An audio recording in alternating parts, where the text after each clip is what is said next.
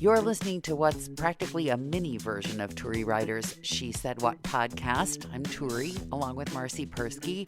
I just sort of lost my temper and went on a strange anti-men who don't take no for an answer rant. So if you don't feel like hearing me eviscerating men who don't take no for an answer, then just skip this one. Listen to some other podcast for a while. Are the lost cows of northern Arizona still making their home in your yard and pirouetting on top of your septic tank? We're still waiting for a cow to break through and fall down into the septic. Well, they're entertainment. Well, that's what's so weird, too, about this sudden burst of warm weather. The cows make themselves comfortable underneath the trees. Right. So we have all these bald spots around almost every tree out front from cows laying there. Mm-hmm. So you've got the snow all with a circle right around the tree where there's no snow. Right. That's all. That's my story. Oh, I thought you had a story, and I'm sticking to it. I thought you had a plan for the space in the winter, like you were going to plant some bulbs or something. That thanks be to cows. Because that will attract more cows. I don't think they eat tulips, do they? I don't know. I know that the deer eat almost everything. I have a list of plants that I can plant that the deer won't eat. Have you got that written like on a match cover or what? Where is that list written down?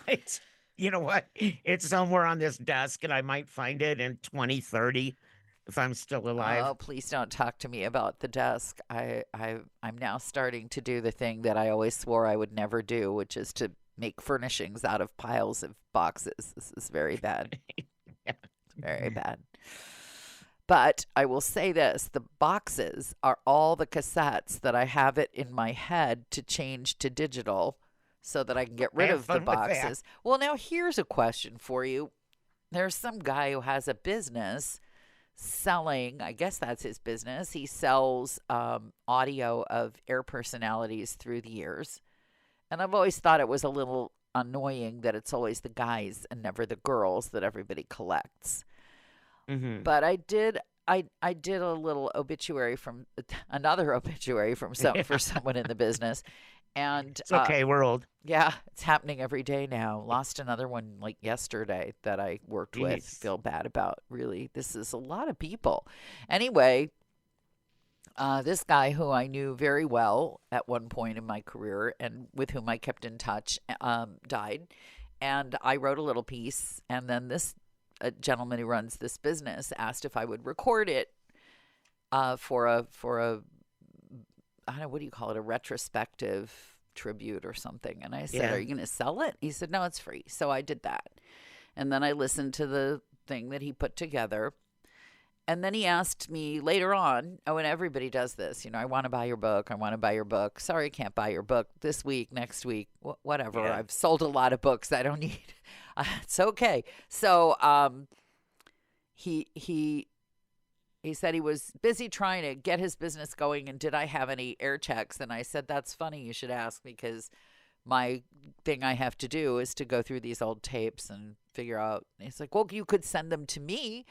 And what I wanted to say was, hell no, I'm not sending you my career in audio file form so that you can make money on it.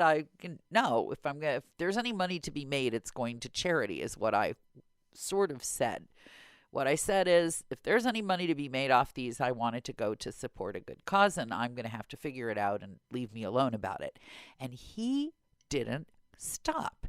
And I just thought, there's this thing. I don't know if they do it to men. And I'd love for our 3 podcast listeners to tell me, do they do this to men where you say, no, I really need some time. I work at my own pace. Do they do this to men where they just kind of, well, I don't care that you just said no, just send me 5 of them anyway. I'll take care of you. You won't regret it. And that kind of stuff. And I have a feeling they don't. I have a feeling they don't, but I'm not sure. And at the third time he kind of pushed at me. And then on top of that, asked if I would do some voiceover work for his business for free. I just thought, that's enough. It's enough. Yeah. I quit answering him. But I still wonder, would they do this to a guy? And I don't know. I think there are. I would say no.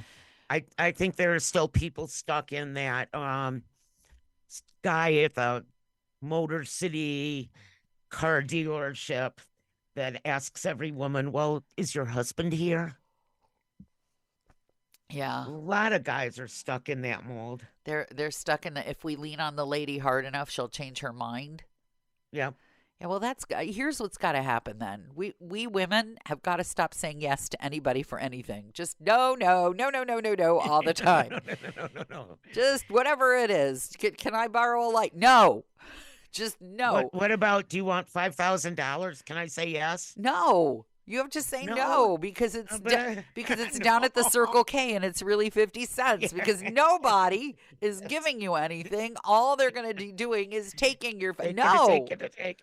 I know. I have to call the damn bank and say, "What's up?" Yeah, that's what I think. I think that all the women just have to start saying no to everything all the time. That could make me sad about a lot of stuff, though. Well, you can say that then if you really wanted to say yes. Can I say maybe? No, because that just encourages them. We have to say no to everything all the time, and then later we'll do what guys do. We'll circle back and appropriate the idea and pretend it was ours. Okay, that sounds good. That's what guys do. I like that. I do that a lot. You bring them an idea at a meeting, and they say no, and then you hear them proposing it at some other meeting as if they'd come up with it. And so that's what we're going to have to do. We're going to say no to everything. We're going to steal any ideas that we like that they proposed, and we're going to bring them up elsewhere and pretend that they're ours. And let's just see how they like that. Let's practice that this weekend, and we will regroup next week and see how that works out. To be continued. Yes. Assuming you've come this far because you enjoy the podcast, may we recommend my book, She Said What? A Life on the Air. It's available at your neighborhood bookstore or on Amazon. And if you're feeling especially generous, please leave the podcast a good review. Thanks.